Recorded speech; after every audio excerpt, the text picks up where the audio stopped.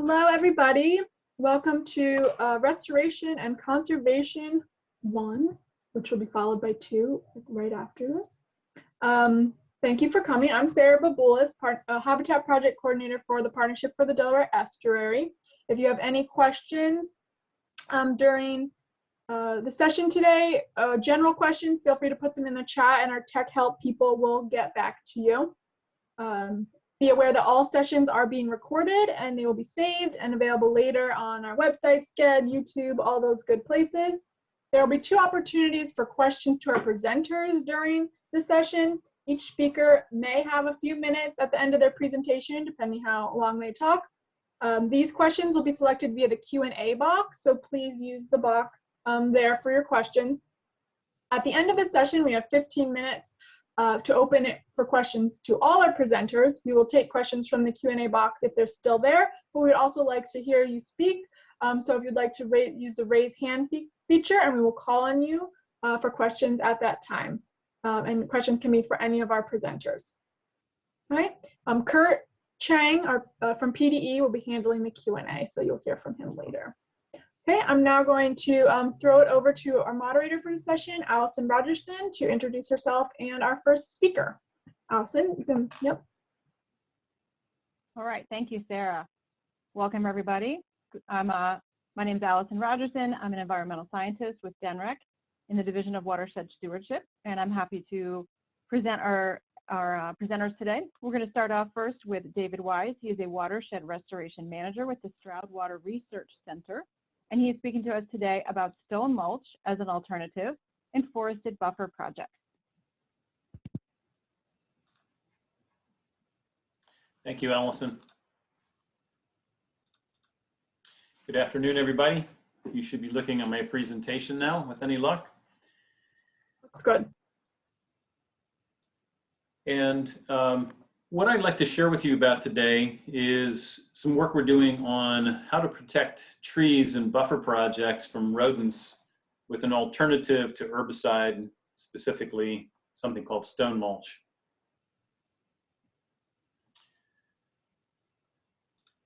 And let's see if I can get it to advance. There we go. It's different every time. Special thanks to Chesapeake Bay Foundation for financial support, and also to my peers at Stroud, without whose support this project would not move forward. Quick outline. I'll say a little bit about context because context does matter for these projects. Then I'll go into a little bit of background on where we have been, where we have come from, and then get into the research on the stone mulch option. So I'm working in southeastern PA, Chester County, Berks County, Lancaster County, mostly on non-cropped lands, on small streams, deep rich soils, good moisture, and as many of you know in the area, with significant challenges from invasives. In terms of how we got here, a long time ago I learned the term the green death, which is mortality caused by robust grass growth. In this case, you're looking at reed canary grass. And I've also come to experience something I term the brown death. Voles are a native mammal, ecologically very important, but they can really do a lot of mischief in riparian buffer plantings. These are 3-year-old trees that voles got killed, and it's very disheartening to find this on your restoration projects. There's been significant movement both in the restoration community, but also by nursery growers, orchardists, and Christmas tree growers towards basically convergent evolution, the same task, the same solution. Clean culture is a way to minimize rodent damage. And if this looks like a nursery grow out station, it very much should. It is actually a crep buffer, the same solution for the same problem.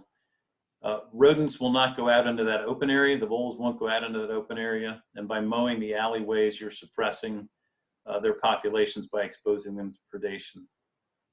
More commonly in riparian buffer planting projects, that clean culture looks like this, just a 3 to 4 foot herbicide spot, typically a aquatic labeled glyphosate such as Roundup, or sorry, Rodeo. Some years ago, our former director, Bern Sweeney, did research published in 2002 that showed just how significant the importance of that herbicide can be. With shelters on all these trees, the no herbicide treatment had 16% survivorship after 4 years. With herbicide support twice a year for 4 years, after 4 years, the survivorship was 90%. And oh, by the way, the growth rate of those trees more than doubled with the herbicide. So that has been the industry standard for a long time for obvious reasons. We also know that herbicides are not ideal, glyphosate in particular.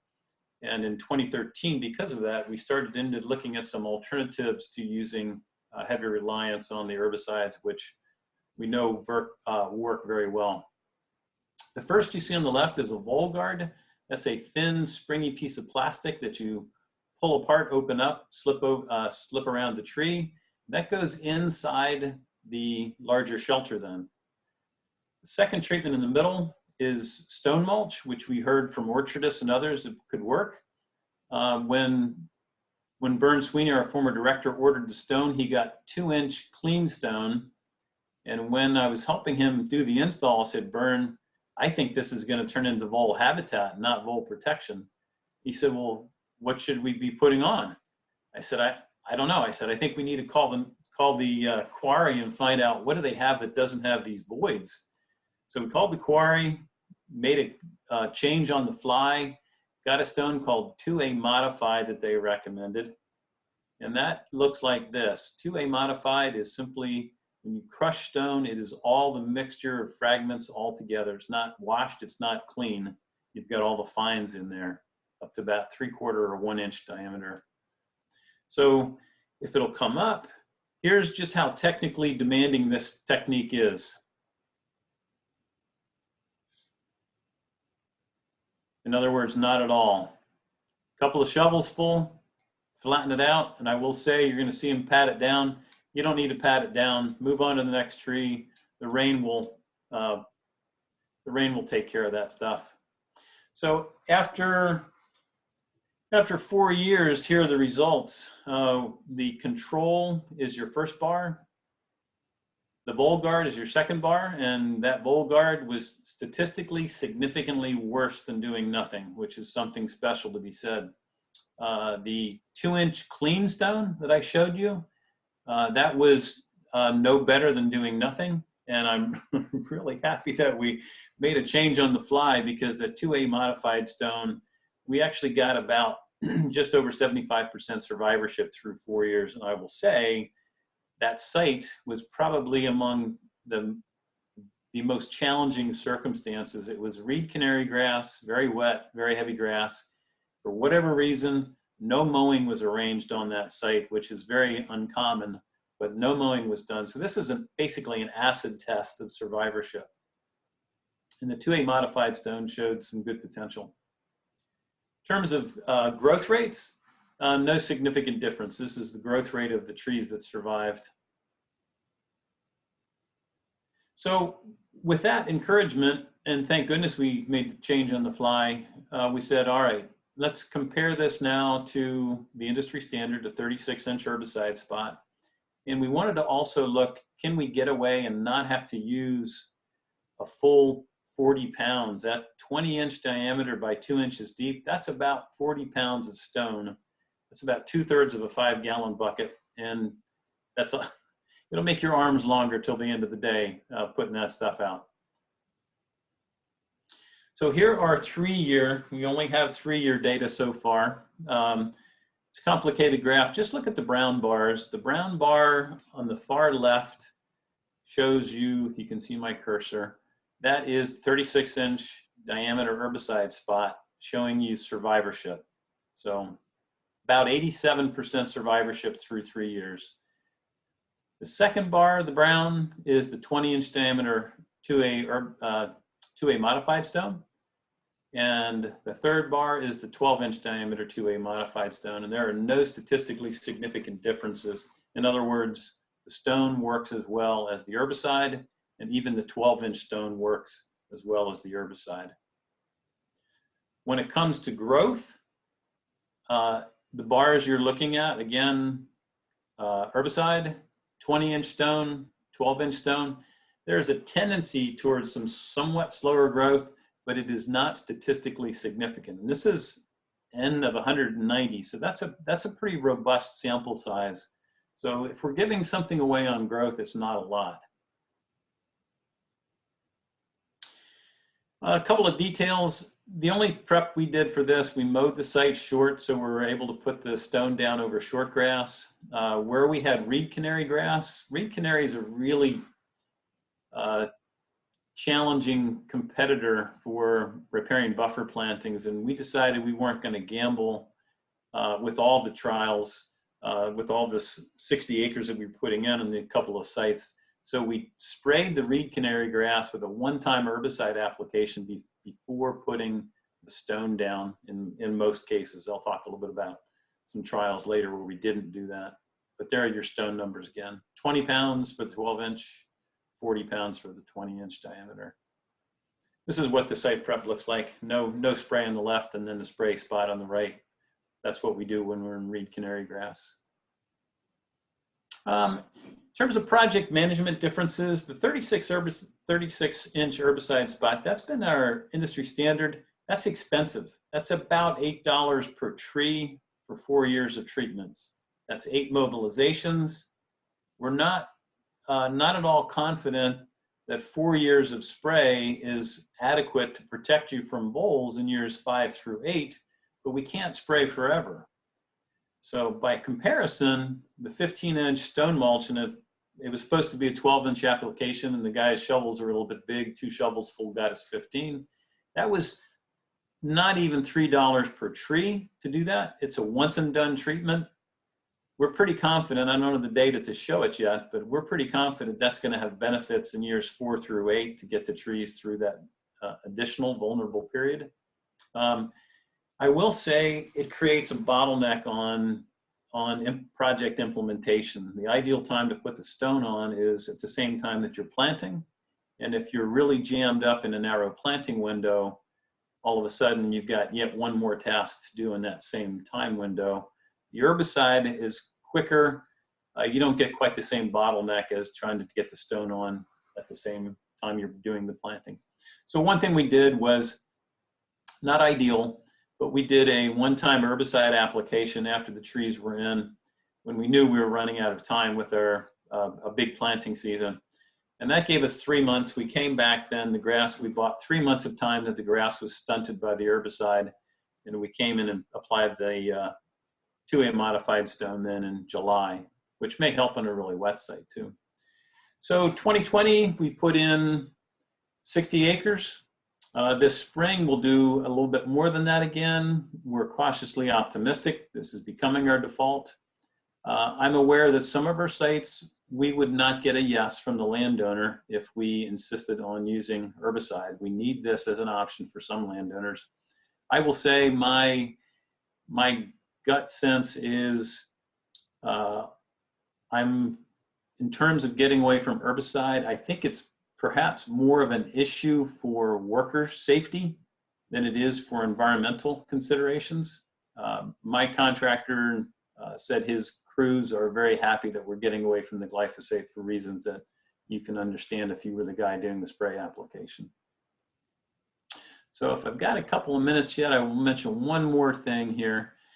We did some tests, sub-tests in these reed canary sites. We wanted to see, does it matter whether we put down that herbicide prior to putting the stone down? So we have one treatment that we're looking at is herbicide only. It'll get the 8 applications over 4 years.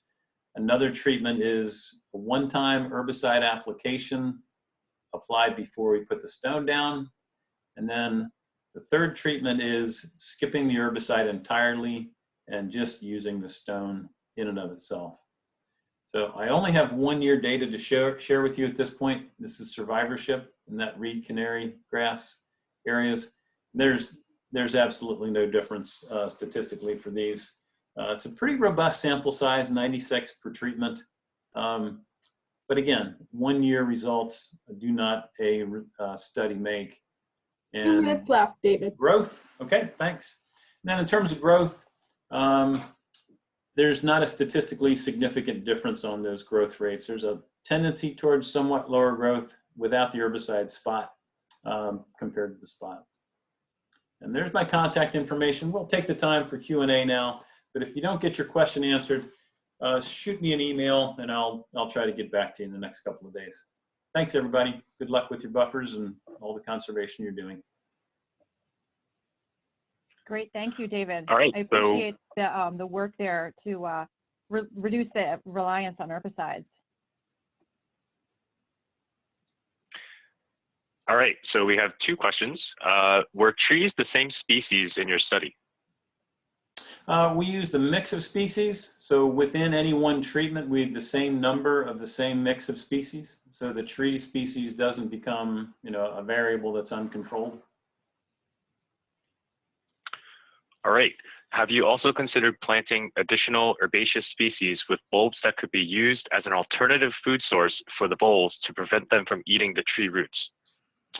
We have not. I had a colleague who, not so much for the voles, but for deer, did a companion planting with clover on projects down in Virginia.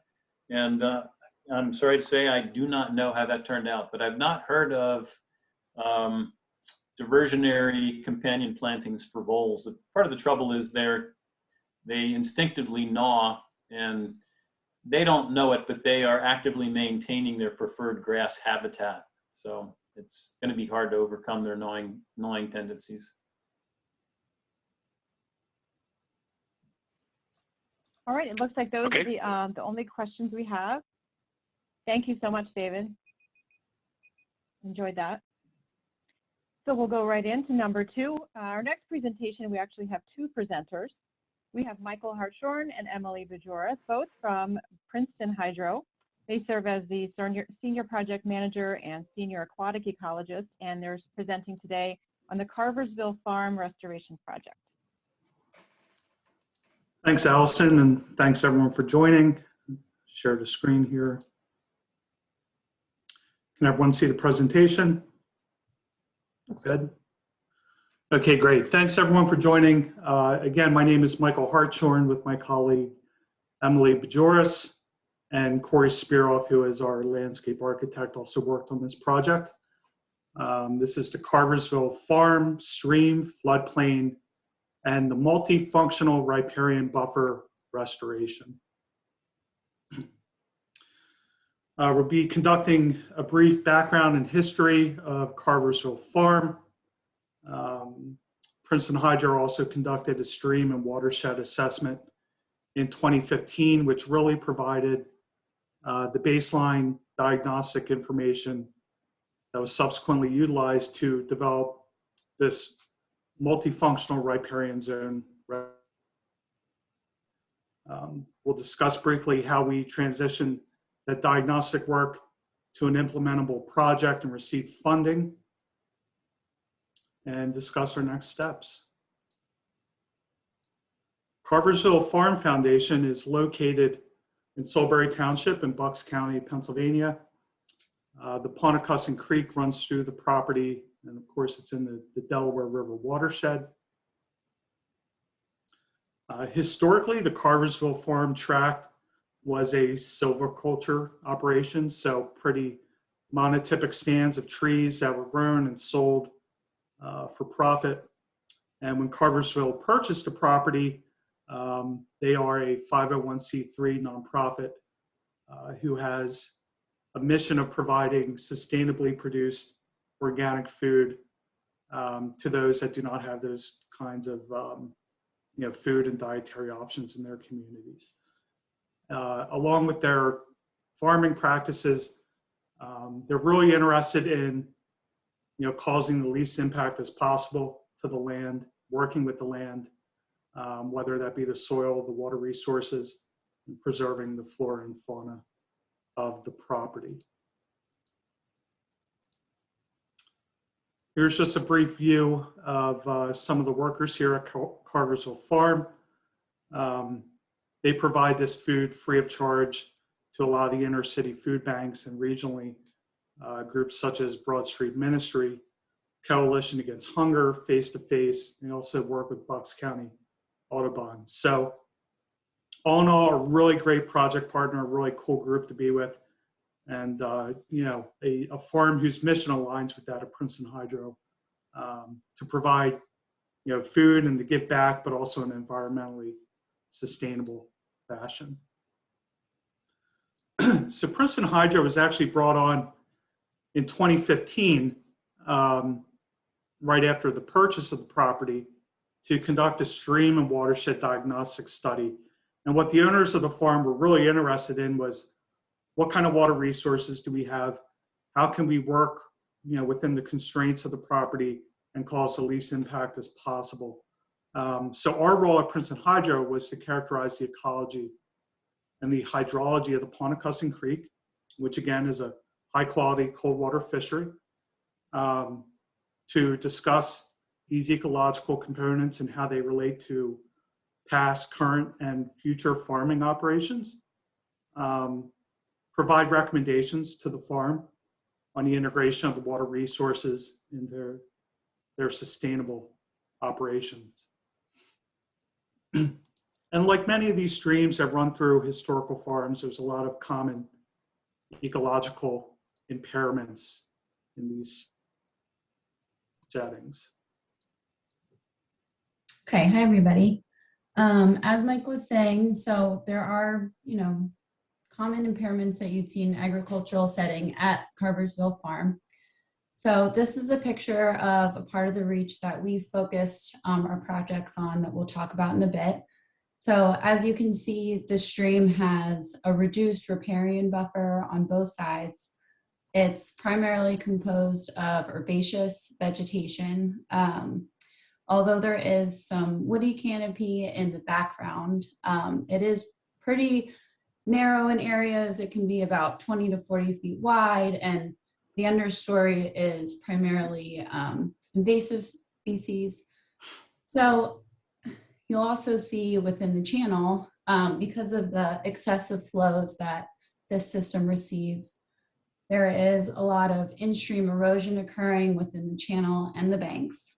And then not pictured here, we had also a head cut that was moving up the stream and had actually formed an erosion gully at the adjacent agricultural field.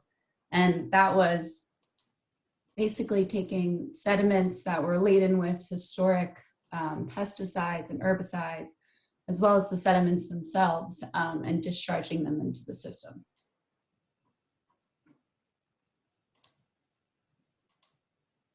And so a lot of these impacts, whether it's reduced riparian cover, historic overland erosion, in size, stream banks, and reduction of floodplain connectivity, you know, ultimately impacts the stream biota. And us as, you know, aquatic ecologists, you know, we're interested in how do these impairments affect the macroinvertebrates, the fish, and moving up through the food chain, and what can we do to restore these lands to lessen those impacts. So briefly to touch on some of the agricultural impacts of stream biota, we have processes such as increased substrate embeddedness, as simply filling in of the bottom substrate, the rocks and the cobble and so forth with silt that reduces macroinvertebrate habitat and subsequently, you know, reduces macroinvertebrate richness and diversity.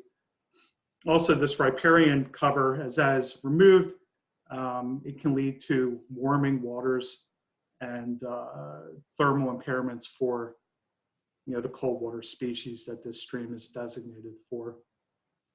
And then ultimately, this can also lead to reduced fish diversity. So when we've reviewed these historical diagnostic work and documentation of impairments and thinking about ways we can, you know, improve the farm, that would be an attractive mechanism both for Carversville, but also could serve as, you know, an educational outreach component for regional and local farms. We started to pursue grant funding. That was to take this diagnostic work that Carversville funded to implementation work. And luckily in Pennsylvania, there's a pretty robust program called the Pennsylvania Growing Greener Funds. A lot of their work is predicated on reducing non-point source erosion and things like that in the Chesapeake and Delaware bays. And we were able to review the objectives of this grant funding and really realized that the state was starting to promote the idea of multifunctional riparian buffers.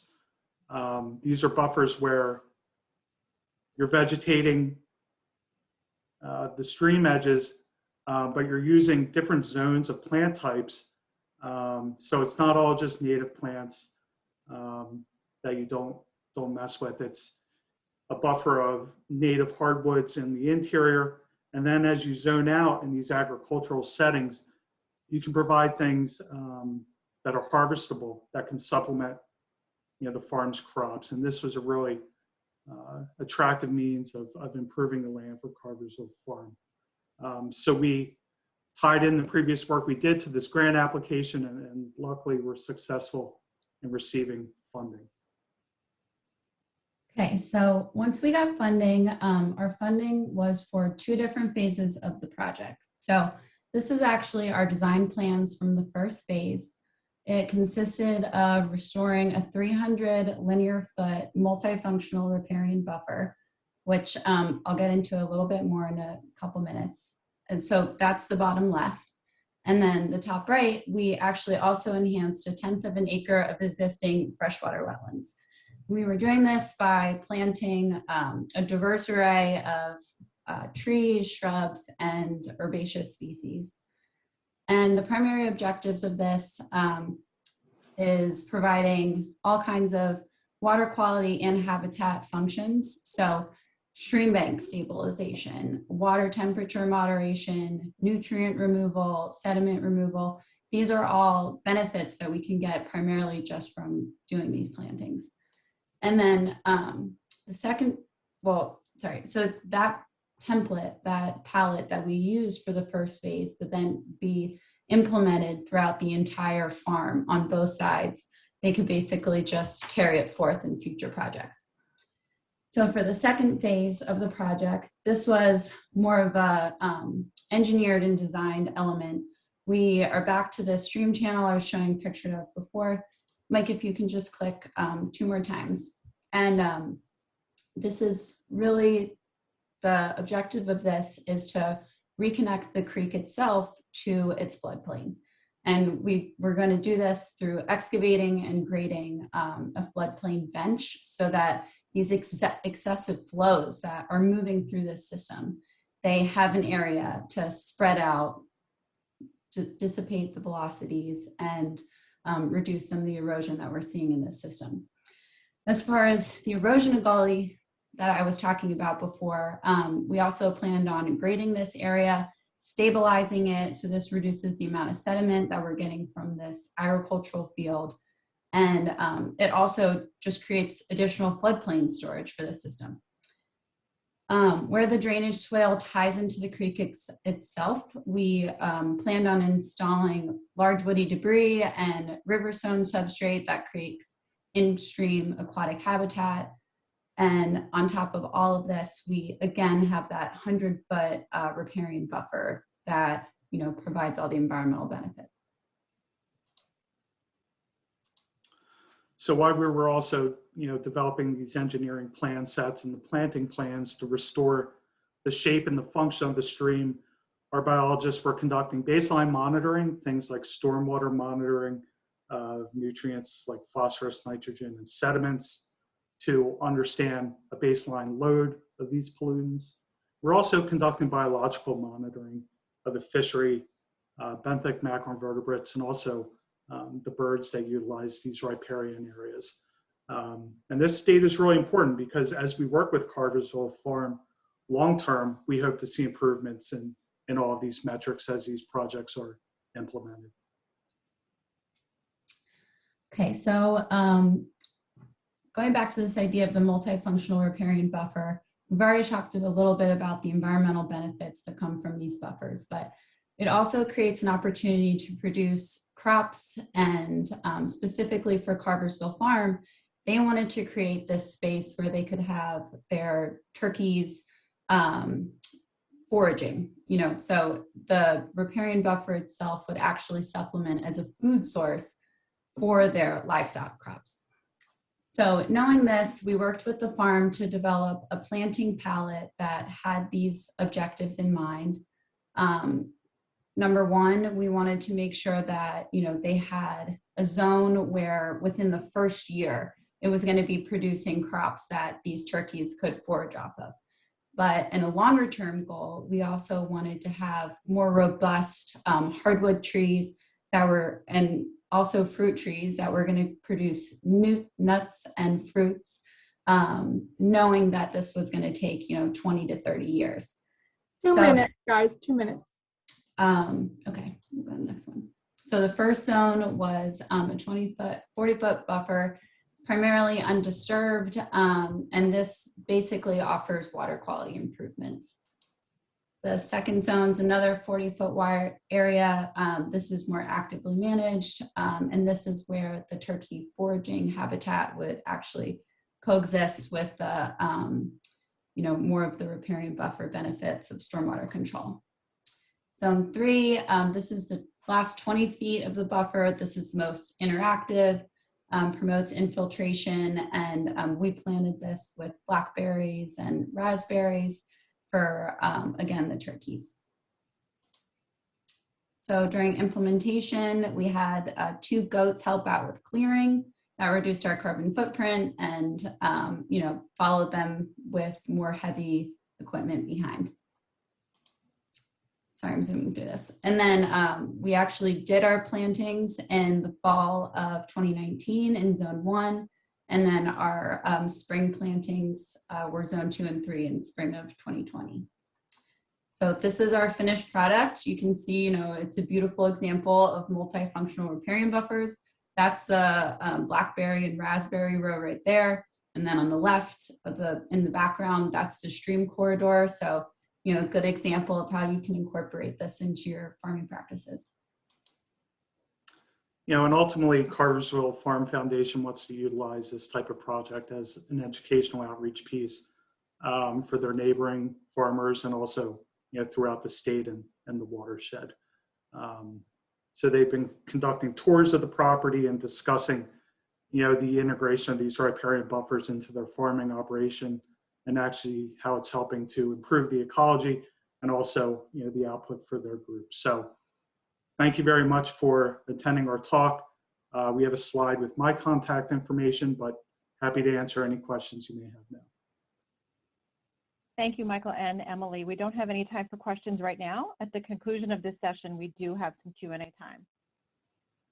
So we'll transition right into our next presentation by Jeff Goll, who is the president of Princeton Hydro, and he's talking to us about why dam removal should not just be about dam removal. Okay, can everybody see that? Looks good. Great. All right, so why is my title, should dam removal not just be about dam removal? There's been a lot of focus on dam removals and fish passage over the last 20 years, especially in the Delaware River watershed as well. However, it also, there's a lot more to it than simply removing the dam, as we've learned. Oops, sorry, I'm trying to get to the next slide. There we go. So dams are part of our history. They satisfy significant human need. Here's some examples of dams within our watershed. There's Wallenpopack up in for power generation and recreation in Pennsylvania. We have Lake Apatcong, and then we have the Merrill Creek Reservoir. And there are a number of other dams in the watershed that are still in fully functional use. But some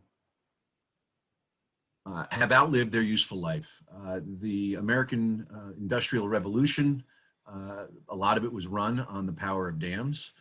And a lot of those dams are now, quote, abandoned and not maintained. And as you can see in this photo, this is the same dam. It's the former Finesville Dam on the Musconetcong River, can be subject to significant variations in flow. And those variations can lead to erosion and a lot of pressure on dams and cause some safety issues. As the author Arthur Golden states, never give up, for even rivers sometimes wash dams away. So the first thing we need to understand is what river form and function is. So as Luna Leopold stated, the stream has to have change. In other words, streams need room to move. They have actually three-dimensional components to them. They're a very dynamic system. There's vertical, there's flooding, elevation, as well as lateral and flooding into the floodplain, as well as longitudinal by carrying flows and life up and downstream. So there's a lot of nutrient uptake in the floodplain and the hypereic zone. There's riparian wetland and vernal habitat in the adjacent wetlands and riparian areas. So that's diversity of habitat. And there's sediment transport and capture. Corridors for upland wildlife, fish migration, and freshwater mussel access by way of carrying by fish. But what happens when we dam a river? Well, when we dam a river, if we go back and forth and we show what the dammed river is, it basically eliminates that three-dimensional process. So riverine biological and morphological processes are essentially arrested. So you get a larger water surface and exposure to the sun. So you have increased water temperature, terrible for trout and other cold water species. You have nutrient release because these systems can also become anoxic. They're also a sink for organic materials. There's the loss of sediment downstream for replenishment as rivers replenish themselves through sediment transport. And there's also can be a concentration of contaminated sediment within the waterway.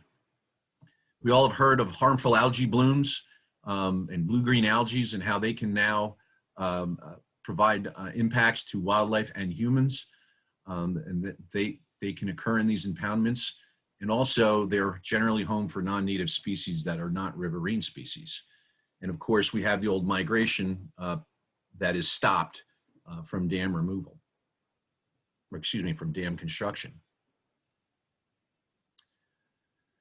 So what we want to do is when we're looking at dams, we're trying to restore sediment transport and water quality, because dams interrupt sediment transport in river systems. And as I just stated, they trap nutrients and can lead to harmful algae blooms and significant fish kills and lowered water quality. As you see on the top right, rivers are natural conveyor belts.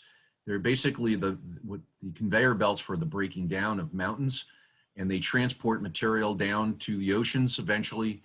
And life and river riparian areas have adapted to these moving systems. And so when you cut off the sediment load going downstream, you also significantly change the ecosystem.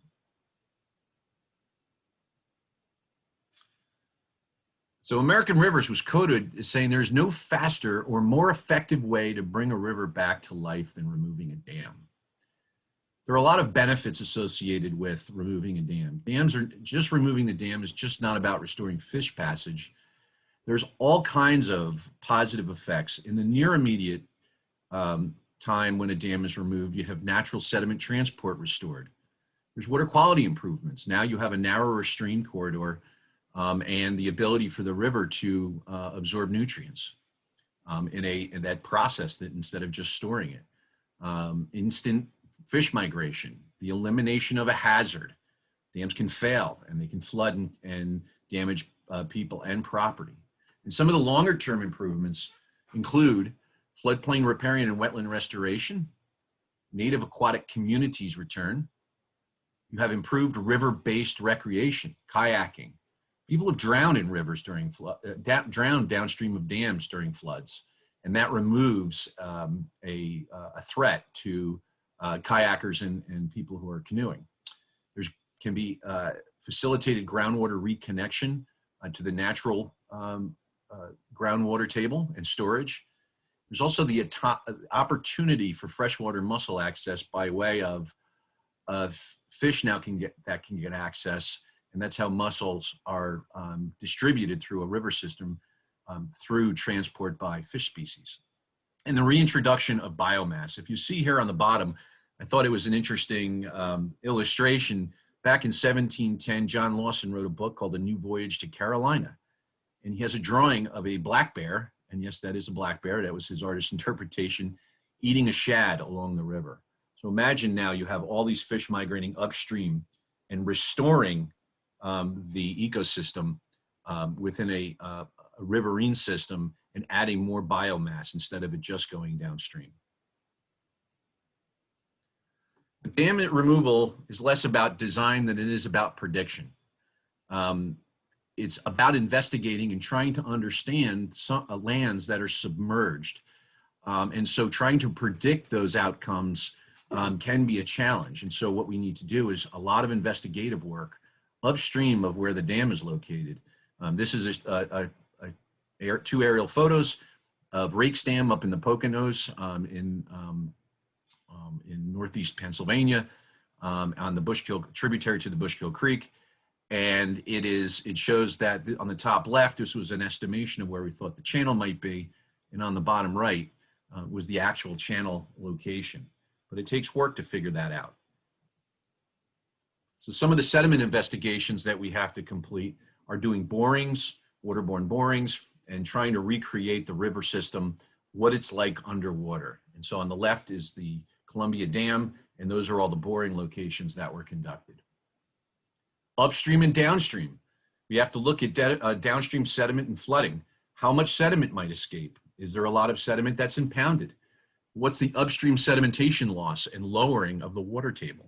How much is going to erode? Do we have to stabilize a new or re-exposed river channel? We have to watch that the undermining of infrastructure. Some bridges were built over impoundments where based on the surface water after the dam was built. We have to make sure they don't get undermined. We also have to look at contamination. We have to look at threatened and endangered species considerations. Snakehead is a big concern on the Delaware River, as it is on a lot of the East Coast rivers right now. And there is concern about opening up dams and rivers and providing access for those species. And then also other invasive species as well. And also considering threatened and endangered species as well, including mussels that need to be considered when removing a dam. So here's an example of some infrastructure that was impacted by the Columbia Dam. If you can see my mouse, there's the dam down here, but there were 3 river crossings. There was the Interstate Route 80, had a large bridge, the busiest road in the United States. We had a county bridge called Warrington Road Bridge, which was a steel truss bridge.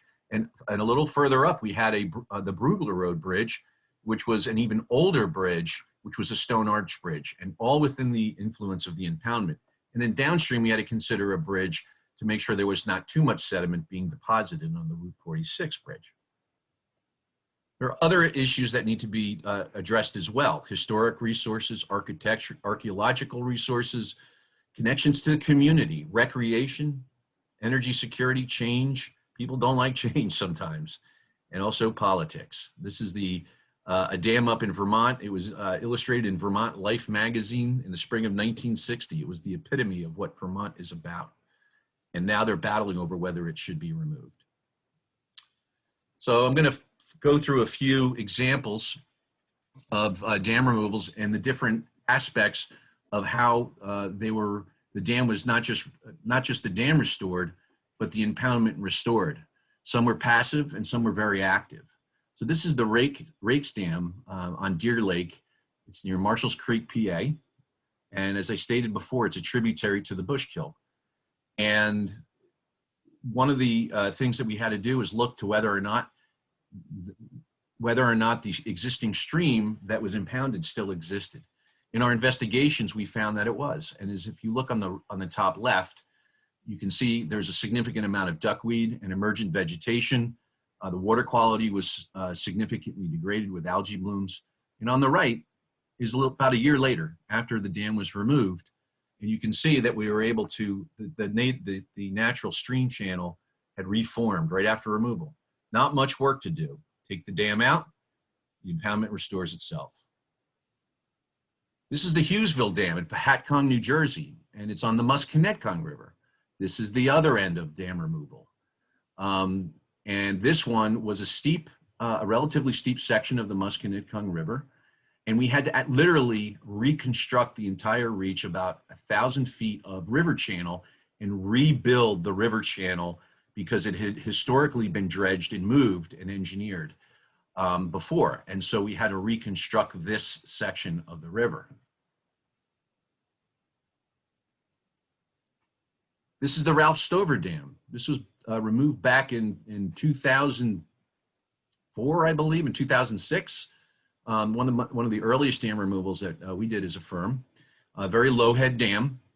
It was a recreational dam. You can see on the left, Pennsylvania dam safety requires dangers for downstream of dams because they're drowning hazards. And on the right, you can see the dam removed. This was a bedrock founded system. And so again, similar to Rake's Dam, although that system was a little different, it ended up not needing any restoration upstream because it was on a bedrock system and needed little management. Darby Borough Dam down in southwest of Philadelphia. We actually literally reconfigured the entire stream in this location. We removed the dam and added a large meander bend and used the existing wood that was obtained for stream restoration. You can see it actually on the left here for stream restoration and bank stabilization. And it really worked out extremely well. But again, complicated system. 2 minutes, Jeff. Columbia. I'm sorry? 2 minutes left. Thanks. This is the Columbia Lake Dam removal in Knowlton Township. This was by far one of the most complex dam removals. As you saw in the plan earlier, we had to literally protect 4 bridges, 3 upstream and 1 downstream, to ensure that there was no impacts to those structures. But on the right, you can see this is the restored river channel. This is actually looking the opposite way of the photo on the left. And they planted thousands of trees in here to restore the floodplain. Lots of habitat restored. And this is another view of the impoundment after removal. So what you can see here is there's a lot of opportunity for habitat restoration in green corridors that could be created as associated with these dam removals. It's a huge opportunity that should really not be overlooked, but it's also something that needs to be investigated very carefully depending on the situation. So this is a poet, John O'Donohue. I love his quote. "I would love to live like a river flows, carried by the surprise of its own unfolding." Meaning rivers need places to move, and it's great to see where these rivers will go after removal. And here's a shad that was caught by the illustrious Clay Emerson. As soon as the Columbia Dam was removed, he went out and fished and caught one 10 miles upstream. So with that, thank you, and I'll take any questions. Thanks so much, Jeff. We do have one question from the Q&A box. All right, so what methods are being used to prevent sediment contamination from escaping downstream with dam removal? Also, can we prevent invasive spread with dam removal? I'm working on the invasive mud snail in the Musconetcong River, and we are concerned with its movement past dams. Yes, the issue of contamination is something that we investigate during the removal process or the removal investigation. And sometimes you're looking upstream and downstream because a lot of times contamination in the impoundment is similar to the contamination that's upstream and downstream. Sometimes it needs to be excavated and removed. Sometimes it can be passively released. In the case of Columbia Dam, we were actually allowed to allow 50,000 yards of sediment to be carried downstream because our studies showed that any contamination within the sediment was not going to be a detriment to the ecosystem downstream. Yes, I'm very familiar with the mud snail issues on the Musconetcong River, and that is something that really needs to be monitored closely. I'm not familiar with the biological processes of the mud snail, so I'm not sure how they're transported, but it is something that we need to consider when you're doing a dam removal for sure. We don't want invasive species traveling up and down the stream corridor if we can control them. All right. Thank you so much, Jeff. Really interesting thoughts about dam removal. So last up in our session, but not least, we have Kenny Smith. He is with DENREC's Division of Watershed Stewardship. I know him well, and he's here today to present on the Delaware Living Shorelines Committee, their site evaluation guidance.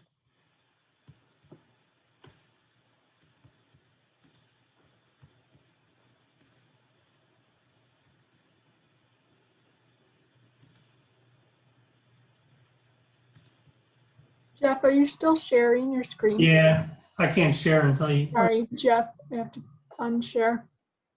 Yep, Stop. I'm trying to exit now, so apologize. Huh? Let's see. Maybe in your Zoom, wherever your Zoom is. Oh. I can maybe read. For some reason, I cannot see. Hey, I got you. I got you, I think. You got it? Thank you. Yeah, go ahead. Maybe not. Nope, not yet.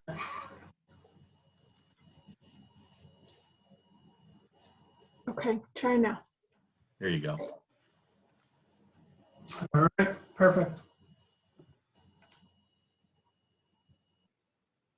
All right, so we're gonna take a slight turn here, and we're gonna talk about living shorelines. This is a project that the Delaware Living Shoreline Committee kind of undertook, the Design and Engineering Subcommittee. We constantly get asked, questions about living shorelines, so we kind of made this document, and I'll run through as we go and try to answer some of these questions. So I'll start off with what is a living shoreline, and then I'll go into where it will not work, and then can I build a shoreline? Our go-to answer is maybe. And then site eval guidance, photographs, and our next steps for this document. So what is a living shoreline? This committee considers a living shoreline any shoreline stabilization technique that prevents erosion, it's coastal protection, it's got to be able to dissipate wave energy, and it employs mostly nature-based materials. So where will a living shoreline not work? Our document kind of highlights some of these big picture ideas, very high energy environments, ocean coasts, stuff like that, when a guaranteed level of protection is required. So as you see on this picture below, this is a very steep bank. You need that guaranteed protection for these $1 million houses right here. And then areas with little to no direct sunlight. As we all know, our marsh, our tidal wetland plants, they need that sun. They really need that full sun to thrive. So these are some of the questions that we get asked, and this is kind of what brought on this document is my property a good candidate? Can I replace a bulkhead with a more green infrastructure? And what are the limitations of a living shoreline? We like to say, yes, you most likely can put a living shoreline on your property. Like I said, the definition of a living shoreline is pretty broad, so there's a lot of room for interpretation of where you can and what kind of living shoreline you can put on your property. So we like to consider site eval as a step in this design or this whole living shoreline. We call it like this design portfolio. So as you see, site eval, then you have your techniques, your design, and then you go into, after you created this, now you're going to monitor what you just created.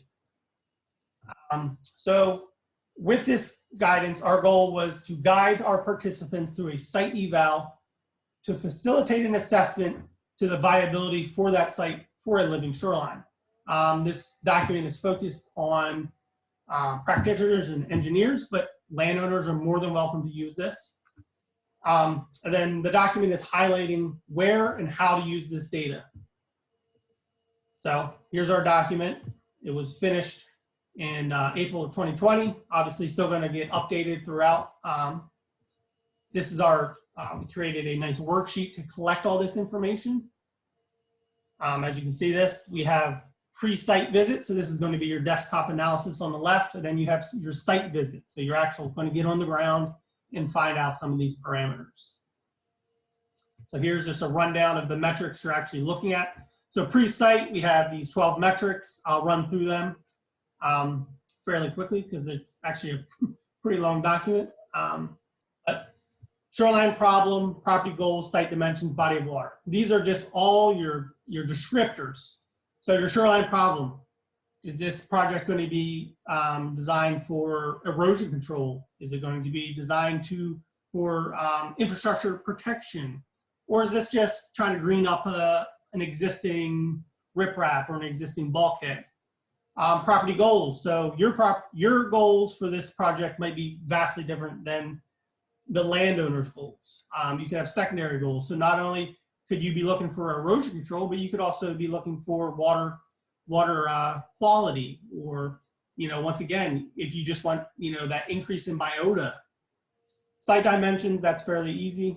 Body of water, it's nice to highlight what water you're on. This can be vital information for further down in this document. Shoreline orientation, shoreline change rate.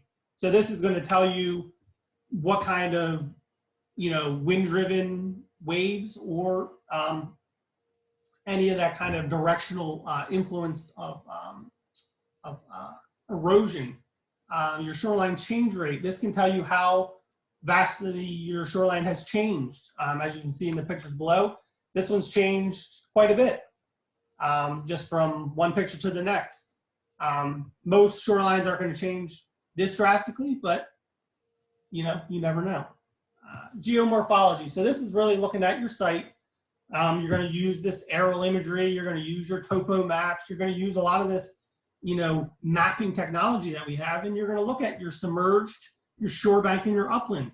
And as you see by this table, you're going to be looking at, you know, your slopes, maybe your sediment that you think could be out there. Once again, you're going to back all this information up with your site visits. So if you have information and you just put your best guesses here, and you'll, once you get out to your site, you can really hammer down what your sediments are, what your slope looks like, you know, what design maybe constraints might be there. And then even with planting, this is another good opportunity to look around your site, not just at your site. Here's a little picturesque example. So your shore bank, your submerged, and your upland. So this is all going to be relative to your mean high, your mean low waters of your site. So we're still on our pre-site visit. So we're going to look at this average fetch. This is your picture to your right. So you're looking at 5 lines based off of your shoreline. These are going to be used further down in your wave climate. And then you're also going to look at wind. So you can look at NOAA, you can look at weather stations, airports have really good wind information. And then all this information, so average fetch, wind, all this information you've been collecting, shoreline orientation, is going to feed right into this wave climate. So you're going to look at this USGS spectrum depth limited waves calculator, and I'll come right to it. So this is a good calculator that USGS has put out. You put your parameters in, your wind speed, so you just collected that, so now you're going to plug that in. Your fetch, you've done that on your mapping. You drew your lines, you've got your average and your longest fetch, and then your water depth. This is something that you could get from your topos. Once again, this is all going to be finalized once you get to your site. And then, as you can see, it gives you your significant wave heights and your wave period. So this is just an idea of what you could be looking at on an everyday, or even you could put in your storm parameters. You can look at your longest fetch and your highest winds. And this is giving you an idea of the energy that your site's going to be going to have to deal with. And then tide information. This is a NOAA tides chart. Just nice to know your mean high, your mean low, your mean tide levels. It's just nice to know. That way, when you're building this, you know how high you have to go if you're going to do like a rock sill or anything like that. And then you also know where you can start putting that vegetation. As we all know, our low marsh vegetation does not like to be in the high marsh, and our high marsh vegetation doesn't like to be in the low marsh. As well as our SAVs and stuff like that, you need to know where to put all these things. This chart right here can tell you a lot. Another good observation is just go to your site, throw out some PVC. You can get an idea of how much range you actually have per site, you know, on that site. So FEMA flood, state of Delaware has a FEMA flood hazard zone map, so you can plug in your location. This is a good, so not only have we shown you how much energy your site might have to deal with, but now this is actually showing you how much water your site might actually have to deal with. So not only are you getting your wind and your wave energy, but this might actually be how much water can actually be on your surface on one of these extreme weather events. Now we're getting into our site visit. Once again, we're going to validate all that pre-site information when we go out to our site. So site boundaries, this could be physical or jurisdictional. So, you know, you could be doing a project for HOA that is multiple houses. You could be doing a project for strictly one property owner, and the properties on the other sides are not going to be involved. So this is something you need to keep in mind. Then your land use, your land cover. Not only is how your land is being used, but what is actually on that land cover. You know, you could have a land use of a residential, but you might have a nice riparian buffer from there before you get to your lawn, or you could have that house right up to your property, your water line. So this is things you need to keep in mind. Geology. So once again, this kind of goes back to geomorphology, but now you're actually on site, so you can get a lot of this information. You're looking at that submerged area. Is it, you know, that's a very dynamic environment. So you're looking for, are you going to be able to get that, maybe that suspended sediment to actually fill in behind a project? Or maybe do you have to bring in, you know, a lot of that sediment? And then you're looking at the shape of the shoreline. So this is not only slope, but you're also looking at that shape. Do you need to fill in? Do you need to fine tune some of that shoreline area where you're getting, you know, spotty erosion, or is it the whole, you know, that whole shoreline is eroding? And then your upland. So not only are you looking at the actual location in that actual area that you're going to impact, but how is that upland going to impact your, you know, your wetland? Do you have, you know, a nice buffer, or do you need to create a buffer? You know, do you have maybe seeps or maybe some kind of drainage coming out of the upland? This is all things that you should try to keep in mind when you're looking at the geology of your site. And then local ecology. So now we're looking at the scalies, the furries, and the greens. So we're looking at SAV, your wetland plants. Is there any invasive species located on this? And then you're also going to look, once again, look at your neighbor sites. Look at the healthy natural sites around your project, and that should give you some benchmarks of what you want to, you know, strive to be. Not only is it maybe elevation benchmarks, but it might be species benchmarks. It might be, you know, just design benchmarks. Just, you know, fauna. This is not always the easiest thing to spot when you're on your site, but you can usually get some kind of ideas, whether it's scat, footprints, just local knowledge. If that landowner has an idea, they know what's you know, happens around their house. And this is also could be permitting restrictions, whether it could be horseshoe crabs, bald eagles, fish, or even shorebirds. Then abiotic. So we just did the two that you could easily see, but water. Is it turbid? So you're going to get that sediment to drop out. Is it suitable for a project, or are you going to have to bring in, you know, if you're bringing in rock, is that, you know, suspended soil, is it going to be able to hold that rock? Is it something that you're going to need to take into consideration? And then sunlight, we already kind of hit on that. If your shoreline has a bunch of trees that are overhanging your shoreline, then maybe you need to think about bringing that shoreline further out, or you need to be able to take it further back and take some of those trees out so you can get that sunlight on these plants. 2 minutes, Kenny, 2 minutes. Thank you so much. All three of these are going to influence your design. So these three should be, you know, with the geology are going to be, you know, big influencers on your actual design. And then finally, you're going to have site sketches. So we like to do a plan view and a profile view. These are good just because if you're going out and you come back to your office and you have a team working on this, this is an easy way to just show them what the site looks like, what you can expect. And then, like I said, a profile view as well. So this is a profile view of a project that we did, and it's actually, the project had some riprap on it, as well as a natural shoreline. So if you need to do more than one drawing, feel free to do it. This is just an easy way to show what is actually out there without bringing your whole team out. And then photographs. once again, this is an easy way to show what's out there. This is something we really push in our document. So with that being said, our next steps. We like to try to hold an annual site eval training for practitioners. We couldn't last year because of COVID.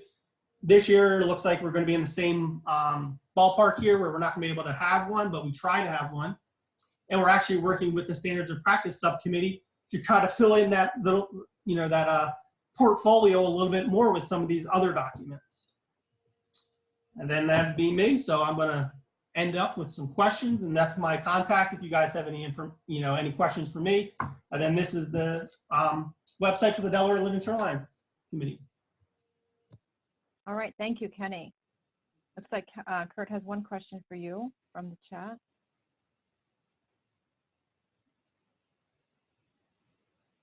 Which was just, sorry, do you have any? Hey, Kenny, you touched on it already, but could you talk about the gradient of the slope as a factor for shorelines? Yeah, I think our document is a 10-to-1 is the slope that we kind of,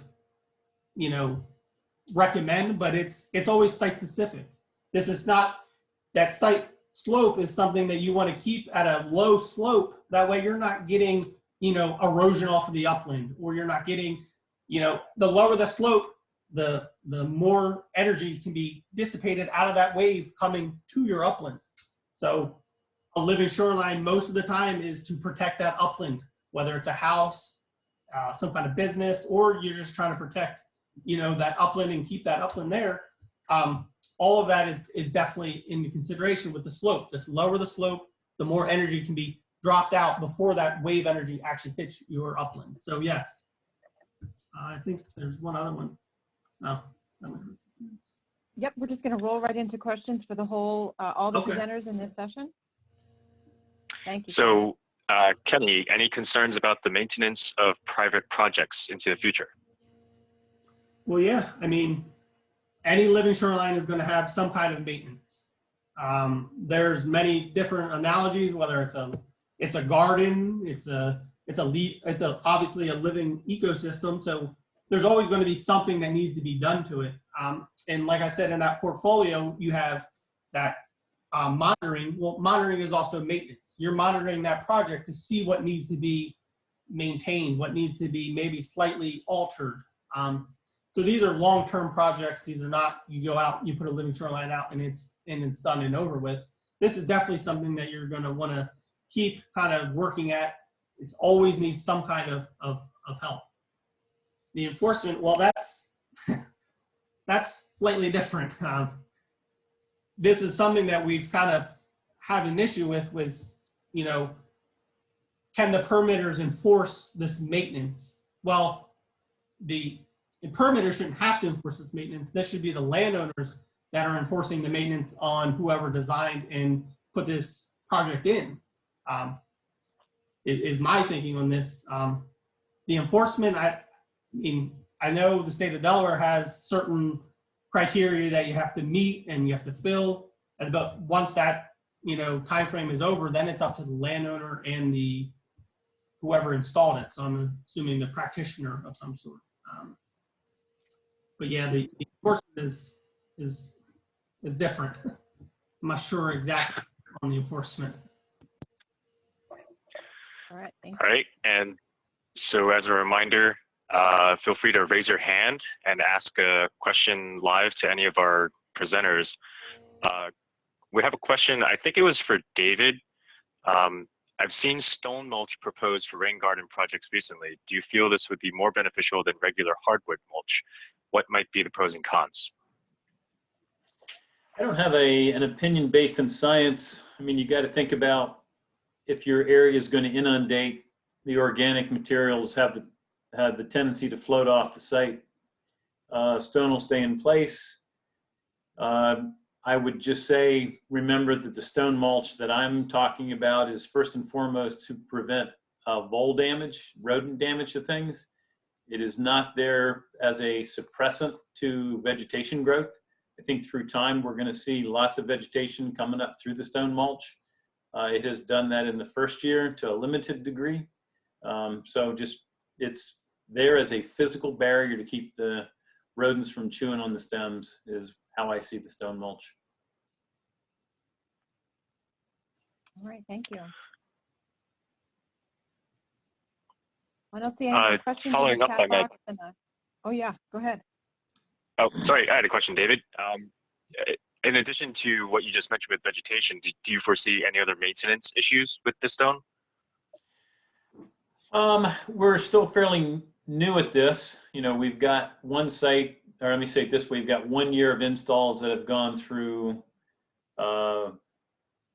one large group of sites, 60 acres have gone through one season. We had a more than 100-year flood event on that site, and about 5% of the treated trees lost their stone coverings. They happen to be in locations in close proximity to the stream where they were subject to high velocity. The other 95% are still sitting where they were applied. Not